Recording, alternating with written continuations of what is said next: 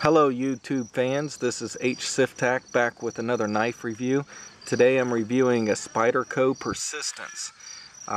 This is the value line for Spyderco. I think they made 3 different models in this value. They have the Tenacious, which is bigger, and they have the Ambitious, which is smaller. But this one is a medium-sized knife, and it's very good for everyday carry. Some of the things that I like about this knife is that, for one, we're talking $30 here. This is what I paid for the knife off of Amazon, and for what you're getting for $30 is a really high value. And you're going to see some things on this knife that you're going to only see on the higher end knives. We're talking $70+, and even some of those knives can't get this right. For one, we're talking about blade alignment. Here, when the blade is closed, it should line up center and not rub the liners. Now, when I first got this knife, it was off-centered, but I tightened it with an adjustable screw and with some Loctite, and I got it to center up perfect, and it opens really easy. You can either open it just regularly. You know, the Spyderco fans know that you can Spidey drop it. Well, that's not a perfect Spidey drop. Let's try it again. You can Spidey drop it, they call it, and then it opens up fast with the Spidey hole too. It's got some aggressive jimping here on the back, which is very nice. It ramps up and it gives you just a great feel in your hand. Also some jimping right here on the liner. The lockup is absolutely solid as a bank bolt here. No side to side, no up and down. And right here, you see the liners. This liner is fairly thick compared to that blade tang.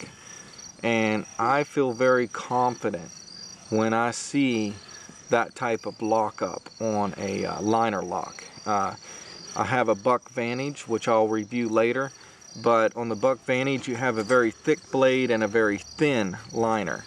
And I've also seen other knives, even higher end knives, that have these very thin liners, and I just don't like that. I like my liners very thick, kind of more like the frame locks to lock up there. I don't know if the thinner liners are less safe per se, but common sense tells me that the more metal that's meeting that tang is probably going to be safer. Now, some other things about the knife. It has a V grind to the blade, so it goes from a very thick to very thin edge, and which makes it a great slicer. We have inside of there, the washers are phosphorus bronze washers. They're brass looking or copper looking. And that's great that they didn't cheapen that down with nylon or plastic washers. And the action on it is very, very smooth. On the Tenacious model, which is the bigger model of this, there have been some YouTube reviews where the ball indent that keeps the blade in the knife handle itself, you can see that little tiny hole right there. Right there, that little hole right that disappeared, now it appeared, is that ball indent where that little ball of the liner fits in. You may not be able to see it, but there's a little ball that lines up with that blade tang and keeps it from falling out. Now, I never had any issues with this knife, but I always check with every knife, and I would never recommend one that would fall out just by pressure like that. But this one is solid. Nothing Fancy had a video where you know, he got cut on the Tenacious because this thing opened up. But this is the Persistence model, and I've not heard of any complaints that way, and this one is absolutely solid. It actually takes some pressure to get that pulled apart. I mean, that is not going anywhere. And I always check my knives for that, because I had bought an expensive Benchmade, and that was the problem that I really disliked about that Benchmade, is that the ball indent, even if it had one, it just constantly would fall out like that. and I was always afraid, being tip up, that this tip was going to get me. And you could do this and open up the whole entire knife. So even on higher end knives, sometimes they don't get that right. And Spyderco made sure that their Chinese workers were able to implement this perfectly. You know, some of those 12-year-olds that are working over there are just amazing, their craftsmanship. And this is proof in point that child labor can be successful. Here you have a lanyard hole on the back of the knife, fantastically done. And you can, did I show the spider drop? Okay, so it opens up really good, ramped. You got a nice clip that can be changed up, down, tip up, tip down, adjustable pivot screws, see-through design.